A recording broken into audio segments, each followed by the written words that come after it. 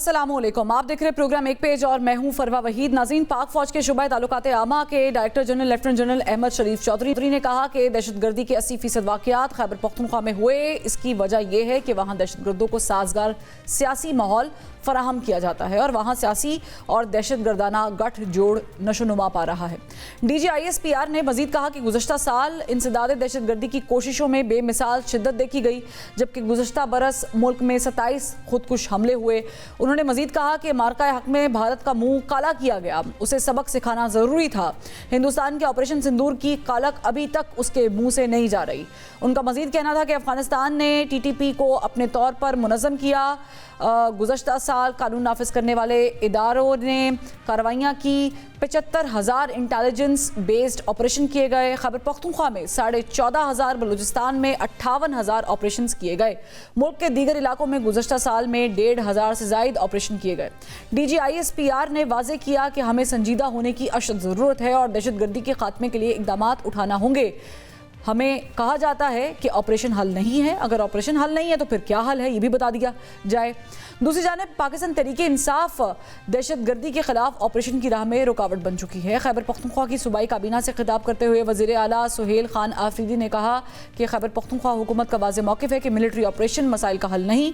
बंद कमरों में किए गए फैसले सूबे पर मुसल्लत किए गए तो तमाम स्टेक होल्डर्स में तशवीश पैदा होगी। उन्होंने मज़ीद कहा कि एक फ़र्द या एक इदारा जोर ज़बरदस्ती सूबे पर फैसले मुसल्लत नहीं कर सकता। ज़बरदस्ती फैसलों के नताइज वो नहीं होंगे जो फैसला करने वाले चाहते हैं। एक जानिब नाज़रीन मुल्क में दहशतगर्दी बढ़ रही है तो दूसरी जानिब इसके खात्मे के लिए सभी स्टेक होल्डर्स एक पेज पर नहीं हैं। क्या इसका हल होगा, इस पर बात करेंगे। हमें ज्वाइन किया है कोऑर्डिनेटर वज़ीर आज़म बराए KP अफेयर्स इख्तियार वली खान साहब हमें ज्वाइन कर चुके हैं और पाकिस्तान तहरीक इंसाफ के सीनियर वकील सीनियर रहनुमा अली बुखारी साहब भी हमें ज्वाइन कर चुके हैं। दोनों का बहुत शुक्रिया। अली बुखारी साहब, आज आपने DGISPR साहब की प्रेस कॉन्फ्रेंस सुनी होगी, सहाफ़ियों ने सवालात भी किए। ये जो एक मैसेज उनकी तरफ से खैबर पख्तूनख्वा की हुकूमत को दिया गया है, मोर और लेस इसी किस्म का मैसेज खैबर पख्तूनख्वा के चीफ एग्जीक्यूटिव ने भी दिया था और कहा था कि आप बदमाशी करेंगे। तो आप नहीं समझते कि it's a very sensitive time और इस वक्त में तो कम से कम एक पेज पर होने की ज़रूरत है? बिस्मिल्लाहिर्रहमानिर्रहीम। बहुत शुक्रिया फरवा आपका जी। देखें फरवा, कोई दूसरी राय नहीं है इस पे। जब भी क्रूशल टाइम हो या even another base crucial time ना हो, एक पेज पे होना चाहिए। सब इंस्टीट्यूशंस को, पॉलिटिकल लोगों को, मुल्क के लिए, मुल्क की बका के लिए, कोई दूसरी राय नहीं है इसके अंदर। और ये कोई लाज़िम व मज़लूम भी नहीं है कि आपका जब हालात ख़राब होंगे तो आप एक पेज पे होंगे, जब हालात ख़राब नहीं होंगे तो आप एक दूसरे की गर्दनें उड़ा देंगे।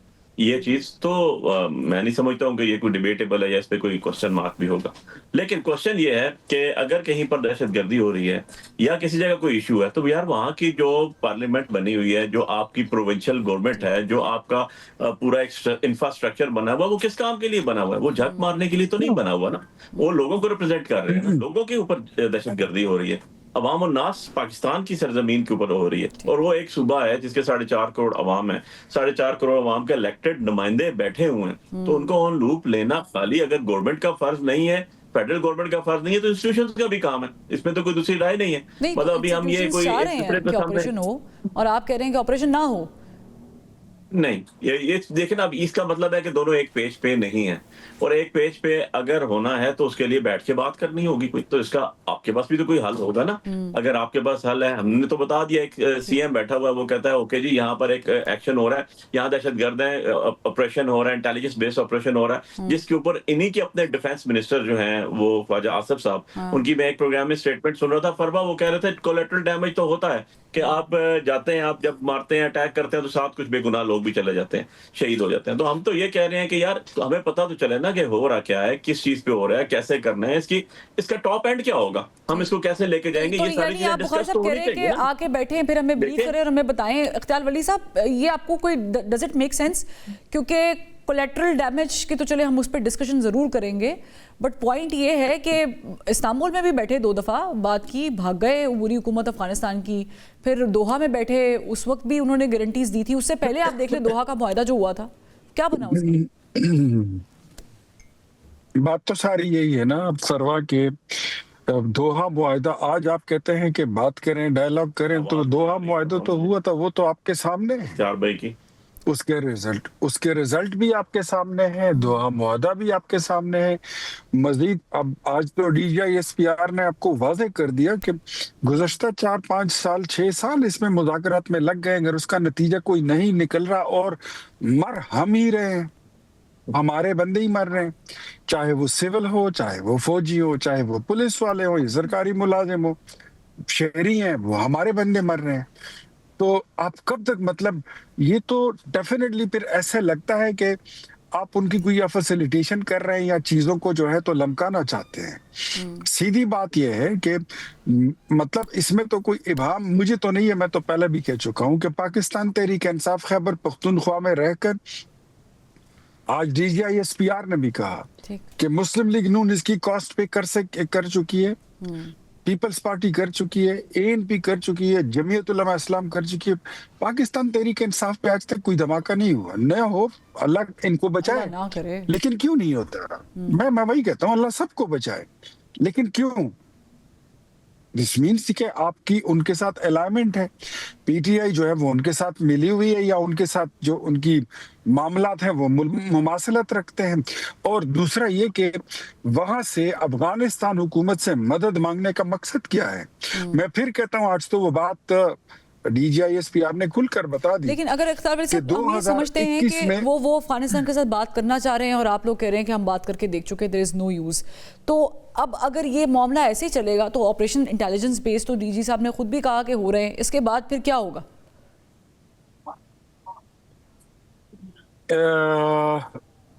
लड़ाई है, जंग है, हमारे गले में है, लड़ेंगे और इंशाल्लाह जीत कर आएंगे। और क्या है? मतलब अगर एक बंदा, मुझे आप बताइए, हमारे अस्पताल महफूज नहीं, हमारे थाने महफूज नहीं, हमारे बच्चे, हमारे स्कूल महफूज नहीं, हमारी कोई जगह, मसाजिद क्या, मदरसे क्या, हमारी पुलिस क्या, फौज क्या, जवान क्या महफूज है, तो खैबर पख्तूनख्वा में सिर्फ तहरीक इंसाफ महफूज है। मतलब ये लड़ाई सिर्फ हमने लड़नी है, इन्होंने हुकूमत के मजे लूटने हैं। ये लड़ाई सिर्फ कौम ने लड़नी है और किसी ने नहीं लड़नी। और हमने बिगाड़ा क्या है किसी का? हमारी कौम ने और हमारी फौज ने, पुलिस ने किसी का क्या बिगाड़ा है? हमने तो जिन लोगों को यहाँ पे अपने सीनों में और अपने दिलों में जगह दी थी, वो हमें मारने पे तुले हुए हैं। पाकिस्तान तहरीक इंसाफ ही इसकी मुर्दे इल्जाम ठहरती है। हुकूमत उनकी है, 13 साल से पॉलिसीज इनकी ठीक नहीं है। शायद आज अगर ये 2021 में इनको दोबारा वापस लाकर आबाद ना करते तो आज हमें ये दिन ना देखना पड़ता। और फिर उसके बाद जिस तरह ये उनको बचाने की कोशिश करते हैं, मैं तो उस जिले, मुझे तो एक एक डिस्ट्रिक्ट का पता है।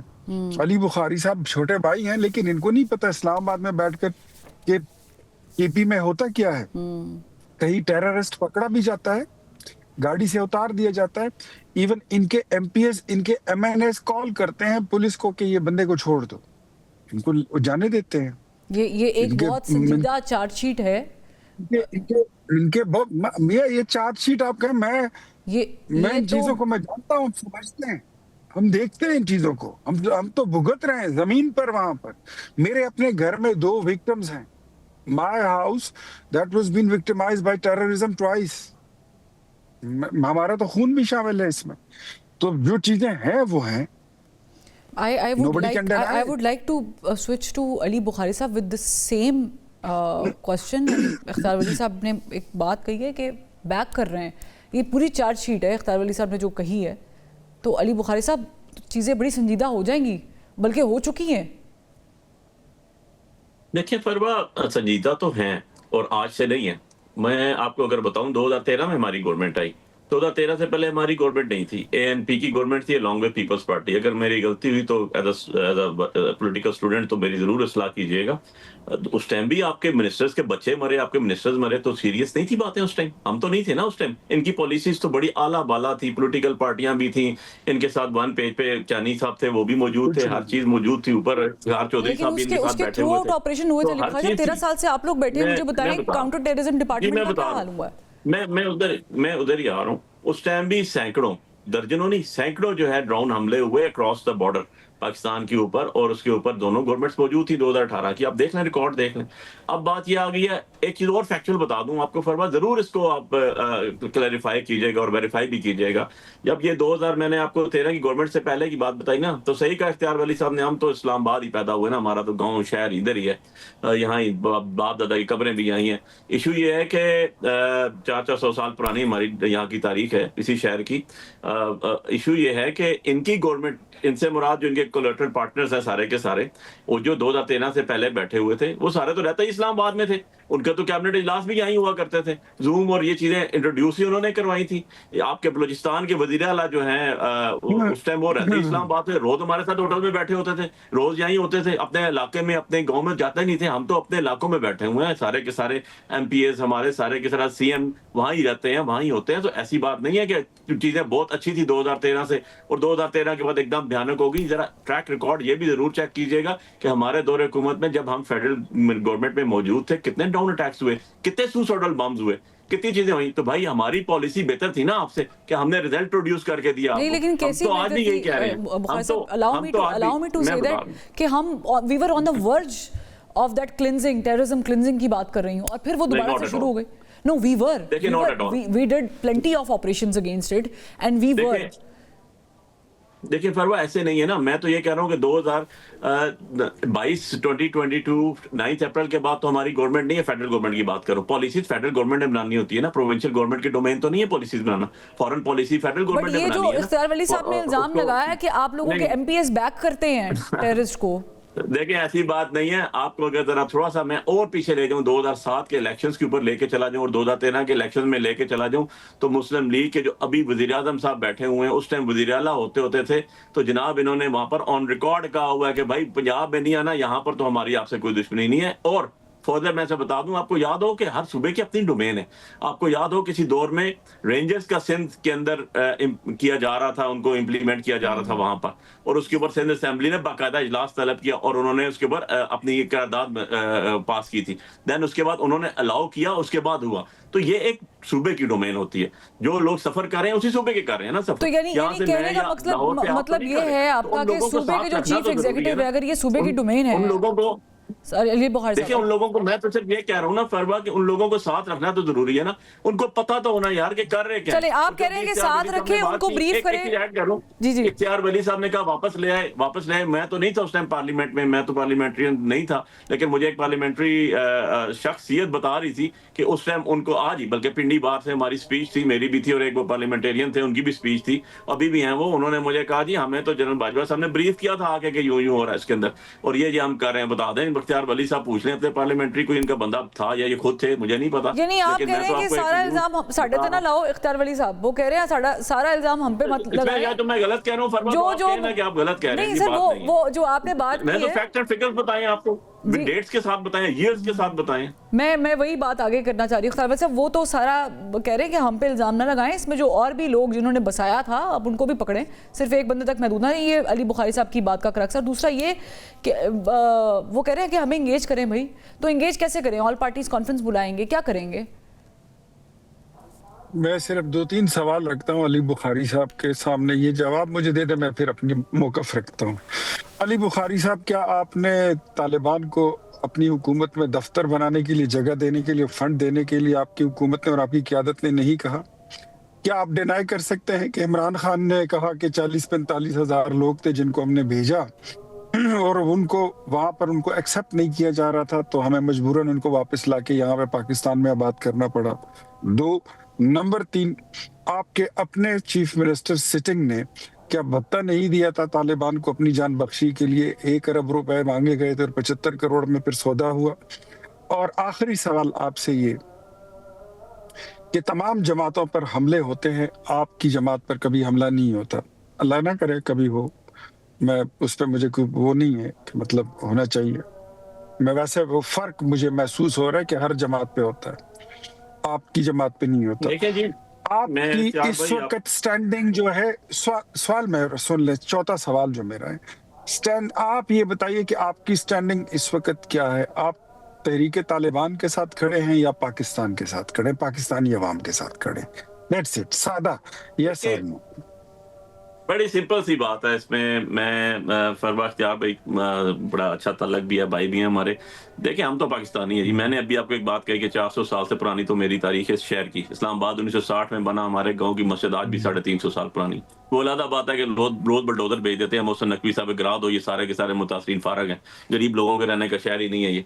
लेकिन पहली बात तो ये, हमारा तो जीना मरना यहाँ, ये सब कुछ हमारे आगे आने वाली नस्लों ने यहाँ ही रहना, पाकिस्तान से बाहर कुछ भी नहीं है। इसलिए हमारी प्रायोरिटी पाकिस्तान। तो फिर एंड आई एम पाकिस्तान के स्पीकिंग लोग फॉर तो माई अमन सेल्फ एज मांग फॉर रहे माई हैं पार्टी। At any cost. अब दूसरी चीज जी, मैं उधर ही आ रहा हूँ, उधर ही आ रहा हूँ मैं, बिल्कुल जी। अब अमन के लिए दूसरी बात उन्होंने कह दी आप पे अटैक नहीं होते। यार हम तो अटैक के नीचे ही हैं, 4 साल से तो हम बहुत बड़े अटैक के नीचे हैं।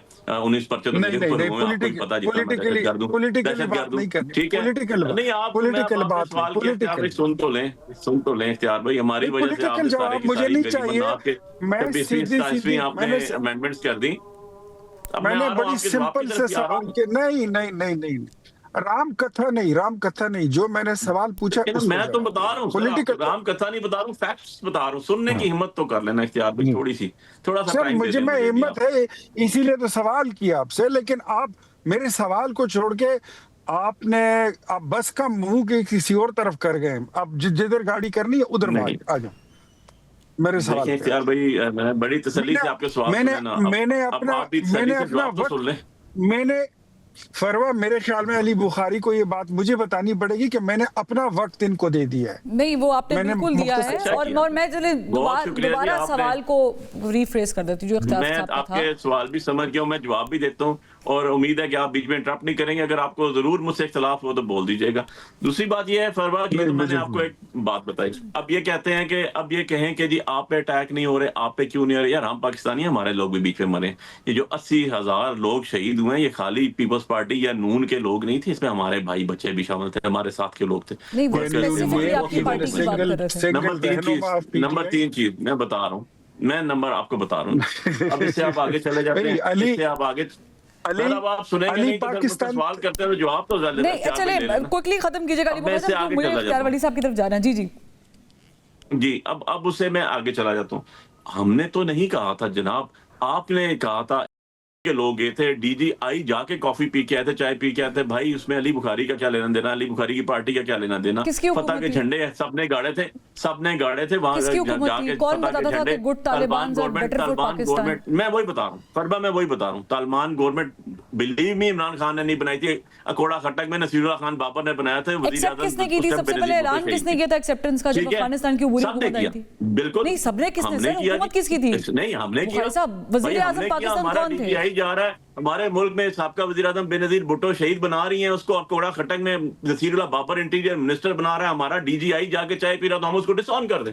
बड़ा अनफॉर्चुनेट सी बात है, ऐसी बात नहीं। आप मान रहे हैं ना कि आपने ओन किया ना। बुखारी साहब देखिए, दिस इज माय पॉइंट है, आप मान रहे हैं ना कि देखिए आपने फरवा, ओन जो किया मुल्क की पॉलिसी होती है ना, मुल्क की पॉलिसी थी, आप कल उसको ऑन कर रहे थे। आप जो है नार्दर्न अलायंस के साथ खड़े हुए थे, रशिया वॉर के साथ, और दोस्तम मलेशिया, एक गुलबदीन हिकमत यार, इन सब लोगों के साथ आप खड़े हुए थे। और आज के उसके बाद आपने जो है अहमद शाह मसूद, उसके बाद आपने उनके खिलाफ वॉर की और आप तालिबान के साथ खड़े हुए थे। 90s की बात बता रहा हूँ आप। सो ये हमारी फॉरेन पॉलिसी ऐसी चलती आ रही। ठीक है, यहाँ पर एक ब्रेक का कहा जा रहा है, एक ब्रेक लेते हैं फिर वापस आते हैं। वेलकम बैक नाज़रीन। गुफ्तगू हो रही थी कि क्या मुल्क में अमन आ सकता है, और खैबर पख्तूनख्वा में अमन के बगैर पूरे मुल्क में अमन लाना शायद इंतहाई मुश्किल हो जाएगा। तो इख्तियार वली साहब, अब ये जो इतनी बड़ी रिफ्ट है, और मैं ऑनेस्टली बताऊँ, मैं I am sitting in Lahore, Punjab का इलाका है, पंजाब का शहर है, बड़ा शहर है, बट मुझे भी यहाँ पे इनसिक्योर फील होगा। अगर खैबर पख्तूनख्वा के किसी शहर में इनसिक्योरिटी फैलेगी तो मुझे भी इनसिक्योर फील होगा, बिकॉज वी आर सेम। अब इख्तियार वली साहब, क्या आप समझते हैं कि ये एज थोड़ा सा हासिल है पीटीआई को कि अगर ऑपरेशन, मिलिट्री ऑपरेशन की इजाज़त, या इजाज़त भी क्या, फामो तफीम से बैठ के स्टेक होल्डर्स के साथ पीटीआई की क़यादत कहती है आ जाएं कर लें, तो क्या इनको उस आड़ में पॉलिटिकल स्पेस भी मिल सकती है? देखिए फरवा, एक तो ये बात क्लियर है कि घर के किसी एक कोने पर अगर आग लग जाए, और घर बहुत ही बड़ा क्यों ना हो, तो बंदा ये सोचे कि चलो आग तो उस कोने में लगी है, मेरा कोना जो है, मैं जिस रहता हूँ वो महफूज है। ये गलतफहमी है। घर घर होता है, घर का हर कोना हमारा होता है, घर की हर चीज सब कुछ हमारा होता है, और वो घर, वो आग जो होती है वो किसी कोने को नहीं, वो घर को ही लगी होती है। दूसरी बात जो आप ये कह रही है, इनफैक्ट मैं आपको एक बात बताता हूँ, there are very serious allegations कह लें, या प्रूफ्स कह लें या स्टोरीज कह लें, Pakistan Tehreek Insaf is somehow very much aligned with TTP, और टीटीए जो है वो उसकी सरपरस्ती कर रहा है। और मैं अगर तो आपको फिर तो ये पाबंदी बताऊं के कि चांसेस लग इन्होंने गए। तो नहीं, मतलब वो तो दूसरी बात है, वो अलग बात है, लेकिन मैं आपको बात हूँ, इनकी पॉलिसी, इनमें वो दिल गुर्दा है नहीं, ये बुजदिल लोगों की जमात है।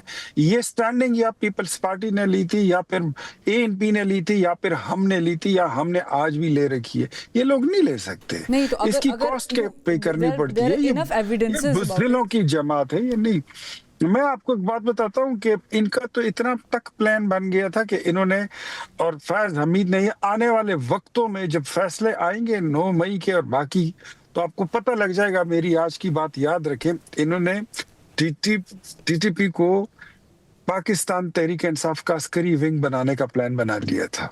तो बाद में ये लोग फारिग हो गए, और पता नहीं इन्होंने क्या क्या गंदे प्लान बनाए हुए थे। आप कह ये तो रहे फैक्ट्स हैं हैं। कि पाकिस्तान मैं आज तहरीक इंसाफ आपको ने एक्चुअली में उनको पॉलिटिकल विंग बनाने का फैसला किया हुआ था। पॉलिटिकल नहीं, अस्करी विंग, मिलिट्री विंग। सो बजारे पॉलिटिकल विंग हाँ तो जी। फिर पीटीआई खुद हुई ना उनका।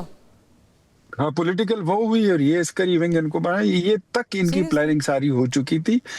ये आपको आने वाले वक्तों में, मेरी ये बात याद रखें, ज्यादा दूर नहीं, जून तक मेरी ये बात आपके सामने आ जाएगी, इसके एविडेंसेस और इस पे फैसले आपको मिलेंगे। तो इसका मतलब ये है कि जब इसके फैसले आएंगे, जैसा कि आपने अख्तर वली साहब फरमाया, ये बड़ी डेंजरस है, और अगर ये प्रूफ्स के साथ साबित हो जाता है तो फिर तो पाकिस्तान तरीके इंसाफ दीवार में लगी नहीं है, दीवार के अंदर चुना दी गई है, यानी चुन दिया गया, तो फिर पाबंदी की तरफ चले गए। आपको पॉलिटिकल पार्टी थी नहीं, इन्होंने को पॉलिटिकल मामलात किए ने। आप देख लें, पाकिस्तान की जितनी जमहूरी जमातें हैं, उनका बिहेवियर एक है, उनका स्टैंस एक है, उनका नैरेटिव एक है। When it comes to the sovereignty and integrity of Pakistan, इतने संगीन इल्जामात के बाद अख्तर वली साहब, allow me to ask you, they stand जी, इतने संगीन इल्जामात के बाद, is there any space left to talk with Pakistan Tehreek इंसाफ और इवन खान साहब? टोटली इनको सीधा अपने आप को डिसएंगेज करना होगा। ये आज भी स्टेटमेंट नहीं दे सकते। इनके वजीर आला को बोले ना कि कह दे कि ये एक दहशतगर्द जमात है, कह दें कि आप उनके खिलाफ हैं, कह दें कि इनके खिलाफ अगर ऑपरेशन होगा तो आप इसको सपोर्ट करेंगे, कह दें कि बातचीत करो या आप ऑपरेशन के लिए तैयार हो जाइए। ऐलान सोहेल अफरीदी करके दिखाए, कर सकते हैं? Never. They don't have the guts, they don't have the blood, they don't have the courage, they don't have the policy. In fact, the person who is in the jail, उसकी पॉलिसी ये है ही नहीं। वो तो पाकिस्तान पे पता नहीं कहाँ से हमले करने की उसने बनाई हुई है। तो यानी अल्लाह आपने माफ़ी इसको अल्लाह, क्या मशरूत कर दिया है अली बुखारी साहब कि अगर आप लोग कोऑपरेट करेंगे खैबर पख्तूनख्वा में मिलिट्री के साथ, मौजूदा वफाकी हुकूमत के साथ, तो फिर there might be some chances, otherwise it's a no. 2-3 चीजें मैं यहाँ पर ऐड करूंगा आपकी इजाजत से। देखिए, we have nothing to lose more, हमारे पास और खोने के लिए तो है कुछ नहीं, इनका सब कुछ स्टेक पे फिर बहुत कुछ अभी तो भी इनकी है। हर चीज स्टेक के ऊपर है। नहीं, इनकी हर चीज स्टेक पे। हमें तो हमारा मैंडेट भी खींच लिया, हम पे पर्चे बिक रहे हैं, आपके हमारी इज्जत भी पास पमाल कर दी, हमारे काम कारोबार भी कोने में जो है ना, इख्तियार भाई सुन ले, मैं क्या इख्तियार भाई सुन ले, हमारा लीडर भी जेल में, हमारे लीडर की बीवी भी आपके जेल में, पास हमारे खोने लीडर का के कुछ भांजे भी है जेल नहीं है, में। लेकिन हम अब खैबर ये तो बात पख्तूनख्वा नहीं को है ना खोना नहीं इख्तियार भाई, चाहते। ऐसे तो ना करे ना वो इख्तियार कह भाई, रहे हैं ऐसे कि ना हम करे। मैंने खैबर बड़ी पख्तूनख्वा को तसल्ली खोना से नहीं सुना, चाह रहे। Just a comment. मैंने बड़ी तसल्ली से सुना। जी, नहीं, गवर्नमेंट की बात ही नहीं है ये तो, क्योंकि बहुत दलेरों की पार्टी है, इनको मच्छर काटते थे जेल में, 10-10 साल के एग्रीमेंट करके भागे, 4-4 हफ्तों के लिए भागे। जो फैसल वोडा कहते हैं, मैं वो अल्फाज भी नहीं बयान कर सकता हूँ, उन्हीं को जवाब दे दें। ये खुद ही जो उनके लीडरों के दलेरी के किस्से वो सुना रहे हैं, वो सारे के सारे। तो हमें तो इनसे तमगा भी नहीं चाहिए, कोई निशाने अदर भी नहीं चाहिए जी। जो कुछ है हम सबके सामने नजर आता है और आवाम को नजर आता है। सो कहते हैं ना, वाज़े खल्क को नकारा खुदा समझो। इशू ये है कि इनके लिए प्रॉब्लम्स हैं, इनके लिए बहुत बड़ी प्रॉब्लम है। मैं हमेशा कहता हूँ फरवा कि आपका एक खून का कतरा भी गिरे ना, एक खून का कतरा भी, तो उसका जवाबदेही हमेशा सिटिंग गवर्नमेंट होती है। आप आज भी देख लें 14 मॉडल टाउन के कत्ल के जिस तरह भी, मैं डिटेल्स में नहीं जाता हूँ, इनके ऊपर इल्जाम। अली बुखारी साहब देखिए, पुरानी बातें करेंगे फिर मुझे वो रमजान में याद आ जाएगा जब पाकिस्तान तहरीक इंसाफ की हुकूमत ने बंदूकें चलाई थी। तो सर वो बोली बातें ना करें ना बुखारी साहब, इसके ऊपर चला दी, let's just stick to topic. इसके ऊपर चला दी, किसके ऊपर चला दी? हमने कभी भी किसी पॉलिटिकल चीज के ऊपर नहीं हुआ। हमारे दौर में मैं बता रहा हूँ, उसके ऊपर पूरी जजमेंट आ चुकी है, वो जजमेंट पढ़ लीजिएगा जरा। और हमने नहीं दी हुई, काजी फायद ईसा ने दी हुई, जरा वो देख लीजिएगा, ठीक है ना। हमारा जज भी नहीं था, इन्हीं के जज थे वो, उन्होंने इसके ऊपर पूरे का पूरा 50 पेजों का ऑर्डर लिखा हुआ। देन उसके बाद बात यह है फरवा कि आपने अगर अपने मुल्क को आगे लेकर जाना है तो आपको सबसे पहले 2 कदम आगे बढ़ाने पड़ेंगे। हमारे दौर में तो मौलाना फजल रहमान साहब आए, यहाँ पर धरने करके बैठे रहे, कोई एक ड्रॉप ऑफ ब्लड गिरा नहीं। मरियम साहिबा लाहौर से आई, कराची से आए, बिलावल साहब, कभी किसी ने रोका? पॉलिटिकल लोग ऐसे होते हैं, पॉलिटिकल विजडम इसे कहते हैं, पॉलिटिकल सोच इसे कहते हैं कि मैं आज साल गुजर गए, हमारी मुझे हुकूमत गुजर गई, लास्ट के हम कुछ बाहर मिनट्स हैं, हैं, लेकिन मैं आपके प्रोग्राम में बाशगाफ अल्फाज में कह रहा हूँ ये चीज कि जी हमने नहीं रोका। ये कह देना, ये जिस चीज पे निकालें आप 9 मई 26 नवंबर आगे पीछे, नहीं, आप कह रहे हैं कि नून लीग ने हमें पॉलिटिकल स्पेस नहीं दी। चले, आई एम श्योर इफ्तार वली साहब वांट्स टू आंसर दिस। तो अपने देखिए, नून लीग को तो खुद देना पड़ेगी, इनके पास और ऑप्शन ही कोई नहीं है। आप प्रोग्राम्स देख लें, आप टॉक शो 6 बजे स्टार्ट होते हैं, रात 10 बजे तक होते हैं, पीटीआई और इमरान खान के बगैर कुछ भी नहीं होता। आपकी कोई चीज पूरी नहीं होती, आपकी कोई press conference. Idea is Imran Khan साहब जिस नहज पे पहुंच गए हैं, Ali Bukhari sahab, the type of tweets are coming, 80% लोगों को, जी 80% लोगों को रिप्रेजेंट कर रहे हैं। जो पार्टी, जो शख्स कर रहा है, जिसको हम रिप्रेजेंट कर रहे हैं, जिसके हम नुमाइंदे आपसे बात कर रहे हैं, उनके बगैर चीज नहीं हो सकती। इनको भी समझना चाहिए, सबको समझना चाहिए कि इतनी बड़ी मॉब को आप पीछे नहीं कर सकते, उनके गर्दनें नहीं उड़ा सकते, आपको बैठ के बात करनी पड़ेगी। मुझे एक छोटे से सवाल का अली बुखारी साहब जवाब दीजिएगा, फिर मैं इख्तियार वली साहब की तरफ जाती हूँ। आपने कहा कि उनके बगैर बात नहीं हो सकती, मुझे बताएं क्या गारंटी और कौन गारंटी देगा कि जब आप बात हुकूमत के साथ करने बैठेंगे और खान साहब उसको निगेट नहीं करेंगे? क्योंकि जब ऑपरेशन की बात होती है, अडियाला से बात आती है ऑपरेशन नहीं होने देना, जब बैठने की बात होती है तो आप कहते हैं हमने 47 की हुकूमत के साथ बैठना। देखिए फरवा, एक चीज है बड़ी सिंपल सी बात है, जो आपके माइंड पे है, जो इख्तियार भाई के माइंड में है, जो मेरे माइंड में है, अलग-अलग हमारे विजन्स हैं। जब तक हम बैठेंगे नहीं, हम बैठ के विजन्स को डिस्कस नहीं कर सकते और उसके ऊपर अपने आइडियाज, अपने प्रॉज एंड कॉन्स, उसकी सारी चीजें डिस्कस नहीं कर सकते। आपने बंदे को जेल में बंद किया हुआ 3 सालों से, उसके साथ मुलाकात किसी की हो नहीं रही है, कोई बंदा उसके साथ जा नहीं सक रहा, और आप कहते हैं गुफ्तगू हो जाएगी और उस पर वो इजाजत दे देगा। भाई कैसे दे देंगे? आप हो उसकी जगह, मैं हूं उसकी जगह, इख्तियार भाई को जेल में 3 साल रख के कह दें कि आप इस तरह बाहर दे दें, अच्छा स्टेटमेंट नहीं हो सकती, ये पॉसिबल नहीं है, ह्यूमनली पॉसिबल नहीं है। ठीक है, इसके लिए लाजमी है कि आपको ग्राउंड्स बनाने पड़ते हैं। इसके लिए ग्राउंड्स बनाने पड़ते हैं, आप ग्राउंड्स बनाएंगे, there would be no talk, and without talk there there is no solution. तो मुझे बताएं कि आमिर डोगर साहब आज मिले हैं अयाज सादिक साहब से भी, और उन्होंने ऑपोजिशन लीडर की अपॉइंटमेंट, कल मिले थे, ऑपोजिशन लीडर की अपॉइंटमेंट के हवाले से भी उन्होंने कहा है, तो आप ही शुरुआत कर लें महमूद खान अचकज़ई साहब को अपॉइंट करके, अगर कोई ज़्यादा बड़ा उज़र नहीं है तो। अब आप इससे अंदाजा लगा लें कि जो इनकी अपनी पार्टी के लोग हैं उनको प्रॉब्लम है कि मतलब हम इनको सीरियस रिजर्वेशंस हैं इस बात पर, उनकी अपॉइंटमेंट पर। तो अगर इनकी पार्टी में इनका अपना हाउस इन ऑर्डर होता नहीं है, मैं हमेशा आपके शो में कहता हूँ इनका हाउस इन ऑर्डर है नहीं, वो जब तक इन ऑर्डर नहीं होगा तो ऐसे मसाइल उठते रहेंगे, चलते रहेंगे। नहीं, अभी उनकी अपॉइंटमेंट में क्या मसाइल है? बहरहाल स्पीकर साहब अपने काम को बहुत खूब अच्छे तरीके से जानते हैं। डेफिनेटली इनकी अपनी पार्टी के कुछ काफी सारे, एक बड़ा नंबर है जिन्होंने एतराज उठाया है, और हमारे साथ बैठकर टीवी टॉक शोज खत्म होने के बाद कहते हैं कि यार ये देखें खान साहब क्या कर रहे हैं, हमारे साथ अपना इजहार कर रहे हैं, कहते हैं ये हम सब के मुंह पर तमाचा है कि अपनी पार्टी को छोड़कर बाहर से कुछ मेंबर्स गए हैं, उन्होंने बताया उनको। अच्छा, अब स्पीकर साहब जो है वो बुलाएंगे, उनसे पूछेंगे और चेक करेंगे, अगर कोई वो नहीं हुई, रीजन नहीं हुई, तो इंशाल्लाह हो जाएगी नोटिफिकेशन। यानी आप कह रहे हैं कि दोबारा से सिग्नेचर्स को वेरीफाई किया जाएगा और बुलाया जाएगा, और अगर कोई ऐसा उज़र नहीं होता तो फिर अपॉइंटमेंट होगी। अगर किसी ने कह दिया तो फिर ज़ाहिर है ये भी कट्टा जो है वो खुल जाएगा, और ये भी खटाई में मामला वैसे पड़ा ही हुआ था, पड़ जाएगा। बहुत शुक्रिया इख्तियार वली साहब, आपने वक्त निकाला, और अली बुखारी साहब thank you so much for joining us. एक ब्रेक लेते फिर वापस आते हैं। वेलकम बैक नाज़रीन। इस वक्त मुल्क में दहशतगर्दी की बढ़ती हुई लहर को काबू करने के लिए ऑपरेशन नागुज़ीर है, और इस ऑपरेशन को पोलिटिसाइज भी किया जा रहा है। DGISPR ने जो आज प्रेस ब्रीफिंग दी है उसमें उन्होंने बताया है कि खैबर पख्तूनख्वा में सबसे ज़्यादा दहशतगर्दी के वाक़यात जो हैं वो पेश आए हैं। इसी पर बात करेंगे। हमें ज्वाइन किया है ब्रिगेडियर रिटायर्ड मसूद अहमद खान साहब ने, और इनके साथ साथ एजाज महमूद साहब एयर वाइस मार्शल रिटायर्ड हमें ज्वाइन कर चुके। दोनों का बहुत शुक्रिया। एजाज साहब, ये जो आज प्रेस ब्रीफिंग दी गई है और जिसमें बहुत सारे, एक तो चार्ज शीट थी मुकम्मल तौर पर खैबर पख्तूनख्वा की हुकूमत में जो कुछ हुआ है पिछले 13 साल से, तो आप समझते हैं कि बहुत ज़रूरी है या नागुज़ीर है ऑपरेशन? अगर ऑपरेशन को अपोज किया जाता है सूबाई हुकूमत की तरफ से तो फिर क्या हल होगा?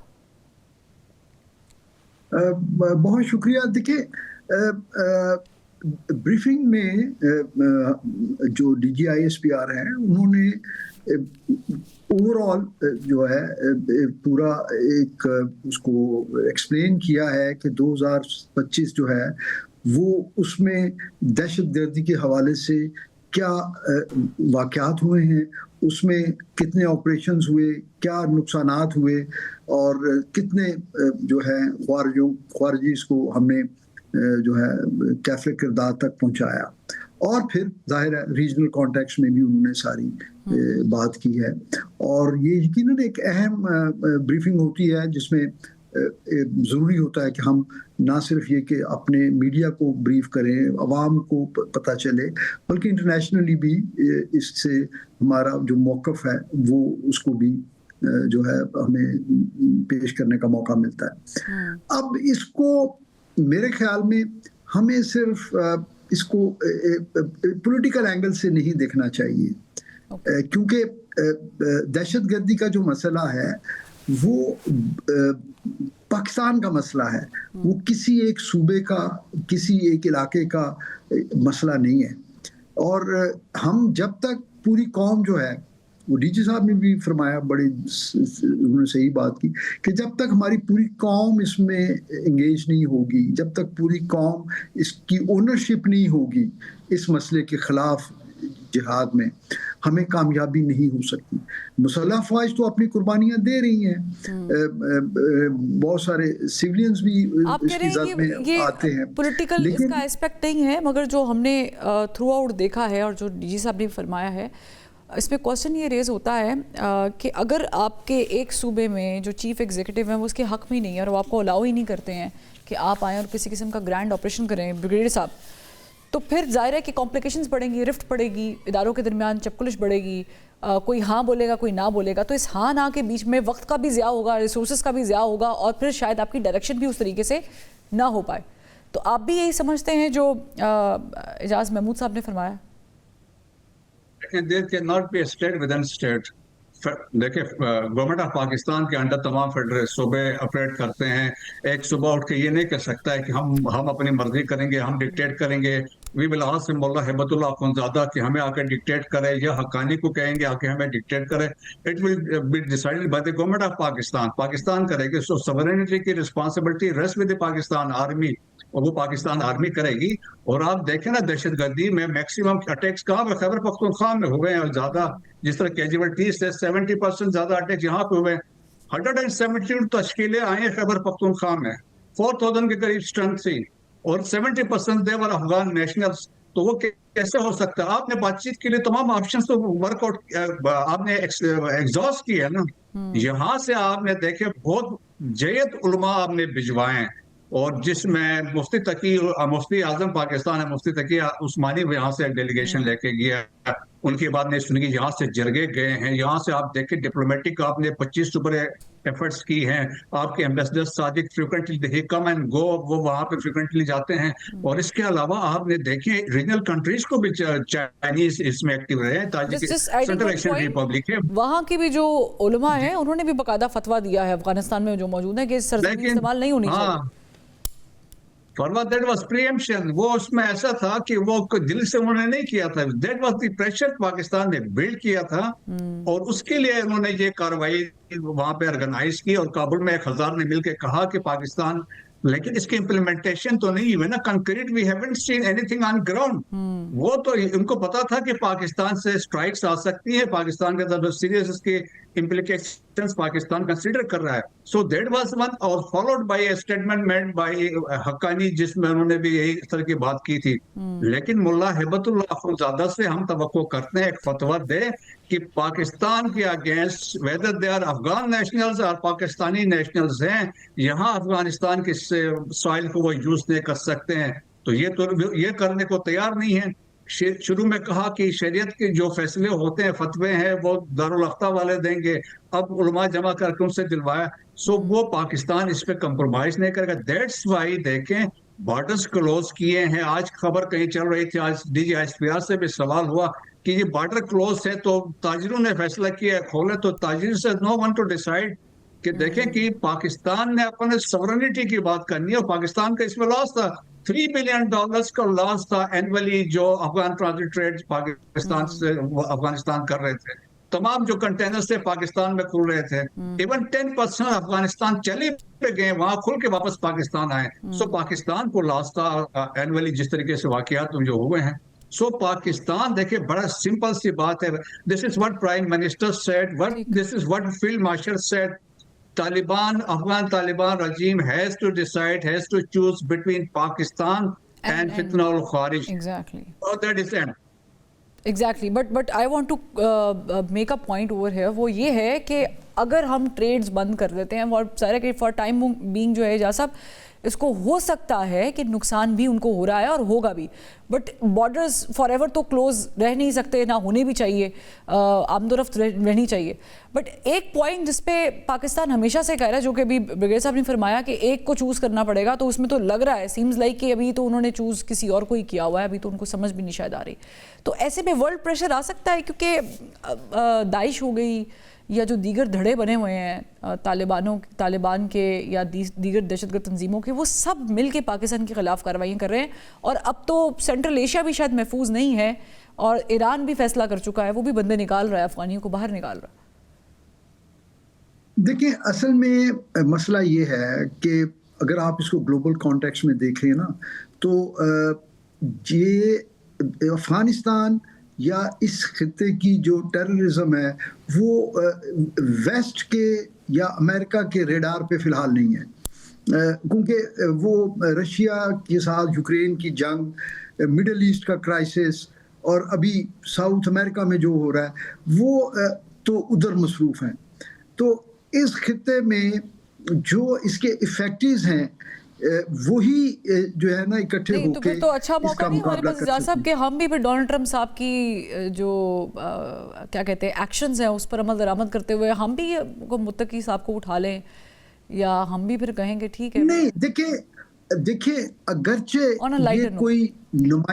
ये कोई नुमाइंदा हुकूमत नहीं है, ये एक जो है ना एक जो मुसल्ला गिरोह है, उन्होंने बंदूक की नोक जो है ना बंदूक के जोर पे उन्होंने ये कब्जा किया हुआ है। ये उनको जो ये हुकूमत दी गई थी तो उन्होंने वादा किया था कि ये वहाँ पे एक ब्रॉड बेस रिप्रेजेंटेटिव गवर्नमेंट लाएंगे, लेकिन वो नहीं आई। तो इसके लिए जो आज डीजी साहब ने एक सवाल के जवाब में उन्होंने बड़े अच्छी बात की, बड़ी खूबसूरत बात की कि देखें अफगानिस्तान के लोगों ने अपनी हुकूमत के साथ क्या करना है, किस तरह की हुकूमत बनानी है, ये उनका मसला है, हमारा मसला नहीं है। हमें एक स्टेबल अफगानिस्तान चाहिए, हम चाहते हैं एक अच्छे हमसाये की तरह रहना, लेकिन जब वो पाकिस्तान बॉर्डर की तरफ आते हैं, वो बॉर्डर में इन्फिल्ट्रेशन हो या बॉर्डर के अक्रॉस वो कोई कार्रवाई करते हैं, वो फिर हमारा मसला है। और हम उसके लिए अपना हक महफूज रखते हैं कि हम उनको डायरेक्टली जो है ना 1-on-1 लें, या उसके लिए अगर हमें कोई हॉट परसूट ऑपरेशन भी करने पड़ते हैं, क्योंकि हम ऑपरेशन अफगान अवाम के खिलाफ नहीं करना चाहते, ना ही किए हैं कभी हमने। हम तो वो बकौल डीजी साहब के वो पाकिस्तानी नेशनल हैं, पाकिस्तान के भगोड़े हैं जो वहाँ पे ख्वारिज की सूरत में वहाँ पे पनाह ली हुई है जिन्होंने, तो उनको जो है कैफरे किरदार तक पहुँचाना तो इंटरनेशनल लॉ के मुताबिक हमारा बेसिक राइट है। तो हमें ऐसे में अगर जाहिर है कि ब्रिगेड साहब, ऐसे में अगर आपके साथ कॉपरेशन ना हो रहा हो तो फिर इसका क्या नतीजा देखते हैं आप? बड़ा सिंपल है, देखें, since international community is acknowledging our concern, दुनिया भर में जिस तरीके से डेनमार्क वालों की जो रिप्रेजेंटेटिव ने बात की है, अमेरिकन जो थ्रेट असेसमेंट रिपोर्ट आई है जो कपल ऑफ मंथ्स बैक, उसमें बात की, और जो बहुत सारे हैं, और अभी आप देखिए United nation analytics sports section monitoring team की भी रिपोर्ट आई है, सिगार की रिपोर्ट आई है। सो एक थ्रेट है। फिर देखे ना कि अब एक्नॉलेजमेंट तो हो रही है। देखिए मैं आपको बताता हूँ, अमेरिका में कंसर्न है, वाशिंगटन में जो वाकया हुआ इसके बाद कोई बहुत सारे उन्होंने 24 बंदे अफगान पकड़े हैं। देयर आर 41 कंट्रीज इन दुनिया में, they have reported the presence of Afghan sleeper cells in their countries having links with Afghan terrorist organization जो अफगानिस्तान के अंदर हैं। और यूरोपियन यूनियन ने एक साल में 92 थ्रेट अलर्ट्स जारी किए हैं, रेडिकलाइजेशन लिंक विद अफगान और इसके अलावा Germany alone 118 threat security alerts हैं। सो रियलाइजेशन दुनिया में सब में है। देखिए, जिस अलकायदा के लिए 9/11 के बाद हमले हुए, वो अलकायदा है regroup, reorganize, they are controlling the drug trade, जो वहां पे एक वो है, और माइनिंग को भी कंट्रोल कर रहे हैं। They are getting 25% of share in the mines, जो गोल्ड माइनिंग हो रही है। और वो वहां पे इस्लामिक स्टेट वहां पे चाइनीज के लिए ईस्टर्न तुर्किस्तान इस्लामिक मूवमेंट वहां पे एक्टिव है, तैयार है। इस्लामिक मूवमेंट ऑफ उज्बेकिस्तान है, तहरीक तालिबान ताजिकिस्तान है, और आउट ऑफ 2017 का स्पेसिफिकली जो आप कहते हैं वो पाकिस्तान स्पेसिफिक है। 60 जो training camps they have been identified all along border, और इसी तरह BLA मजीद ब्रिगेड की भी आइडेंटिफाई हो चुके हैं, प्रेजेंस हो चुकी है। पैसों की रेल वो भी जो है ट्रांजिशन है उनके भी सबूत आ चुके हैं। सो अफगानिस्तान देखिए, इंटरनेशनल कम्युनिटी मानती है has become an epicentre of terrorist organization. Afghanistan threatening है। मैं अफगानिस्तान से मुराद उसकी आवाम नहीं है जो वहां पर इस वक्त दहशतगर्दी फैलाने वाले टेररिस्ट ऑर्गेनाइजर्स या ऑर्गेनाइजेशंस, वो सारे थ्रेटनिंग है दुनिया के लिए। लेकिन जैसे कि अभी इजाज साहब ने भी फरमाया कि दुनिया की इस वक्त तवज्जो जो है वो किसी और डायरेक्शन में है। चलिए, उसी को मद्देनज़र रखते हुए मैं एक छोटा सा सवाल दोनों से करना चाहती हूँ। ट्रम्प साहब जो कि is very over ambitious to get 1 Nobel prize for peace, और फिर हमने देखा कि उसके नतीजे में जो वेनेजुएला में हुआ है वो भी शायद लगता है किसी की कड़ी है ऑयल के चक्कर में जो कुछ भी वहाँ पर हो रहा है। तो क्या ये मुमकिन है कि आने वाले दिनों में कोई और खित्ते में जंग खुदा न ख्वास्ता आप यहाँ पे देख सकते हैं? जी, लाइकली है। देखें कि जिस तरीके से डेवलपमेंट हुई, दे सेट की मनरो पॉलिसी, अब ट्रम्प ने कहा this is Donroe policy, Donald Trump की पॉलिसी है। और उन्होंने कहा western hemisphere, North America, South America, Latin America, Central America हमारा है, no interference Chinese to get out of it. एक तो ये क्लियर है। साथ ही थ्रेट किया है, अब इवन वहां पे क्यूबा को भी किया, कोलंबिया को भी किया, मेक्सिको को भी किया है, ग्रीनलैंड को कहा हम ले लेंगे, कनाडा। तो वो वाले फिर इधर वेस्ट एशिया में आप देखिए, ईरान को थ्रेट किया, 40 सिटीज में वहां पे डिस्टर्बेंस हो रही है। सो अभी वो ईरानीज भी समझते हैं कि ये भी मोसाद और CIA का काम है, जिस तरीके से वहां पे प्रोटेस्ट हो रहे हैं, और वो प्रोटेस्ट वायलेंट प्रोटेस्ट हो रहे हैं। सो इन रिगार्ड ऑफ उसमें ये भी कुछ हो सकता है। और इजराइलीज की तो बड़ी शदीद ख्वाहिश होगी, लेकिन ईरान वेनेजुएला नहीं है, ईरान की सिचुएशन बड़ी डिफरेंट है। तो मेरा ख्याल में possibilities you can not rule out, ये चीजें हो सकती है। और जिस तरीके से उनके अज़ाइम इट इज पॉसिबल कि खुदा न ख्वास्ता कोई बड़ी चीज तरफ जा सकते हैं इजाज़ साहब। लेकिन सब में सारी रिपोर्ट्स का जिक्र हम कर सकते हैं, वक्त की शॉर्टेज है, वरना मैं आपसे रिपोर्ट्स भी नाम लेके बताती, मगर इसमें सब रिपोर्ट्स में कंजूसी एक चीज़ की जाती है, और वो ये है कि किसी ने भी आज तक ये नहीं आइडेंटिफाई किया या लिखा नहीं, आइडेंटिफाई तो हो चुका है कि हिंदुस्तान ये सारा पैसा चला रहा है, रॉ की वहाँ पर हो रहा है। Why is that? देखिए, मई से पहले जो है दुनिया भारत को अपने मुआशी मफादात या उनकी जो इंगेजमेंट थी भारत के साथ, वो उस प्रिज्म से देखती थी और वो इसको इग्नोर करते थे। सब पता सबको था, क्या वो यूरोप में डिसइंफो लैब और वो सारी चीज़ें, या जो ट्रांसनेशनल इन्होंने असैसिनेशन की कनाडा में, अमेरिका में कोशिश करने की, क्या वो सारी चीज़ें लोगों को पता नहीं है? लेकिन वो अपनी जो है ना मफादात की वजह से दुनिया भारत को जो है ना वो लेवरेज देती थी। लेकिन अब भारत का असल चेहरा एक्सपोज हो चुका है। मई 25 के बाद एक नई जो है ना एक फैक्ट बेस्ड एक भारत के बारे में एक परसेप्शन जो है वो दुनिया ने देखी है, जो हकाइक पे मबनी है। तो अब जो है, अब आप देखेंगे कि आने वाले वक्तों में इंशाल्लाह पाकिस्तान का मौक़िफ़, पाकिस्तान की मजबूत जो सफारतकारी है और जो हमारी कामयाबियां हैं उनको कैपिटलाइज करते हुए इंशाल्लाह भारत जो है वो यानी दुनिया ये भी मानेगी और लिखेगी कि भारत क्या क्या कराता रहा है और कहाँ कहाँ मुलव्विस रहा है और किन किन दहशतगर्द तंजीमों को फंडिंग भी करता रहा है और पाकिस्तान में क्या खराबियाँ पैदा की। बहुत शुक्रिया एजाज महमूद साहब, एयर वाइस मार्शल रिटायर्ड हमारे साथ मौजूद थे। ब्रिगेड रिटायर्ड मसूद अहमद खान साहब भी हमारे साथ मौजूद थे। दोनों का बहुत शुक्रिया। नाज़रीन, प्रोग्राम का वक्त ख़त्म हो गया है, फिर मुलाकात करेंगे। अल्लाह हाफ़िज़।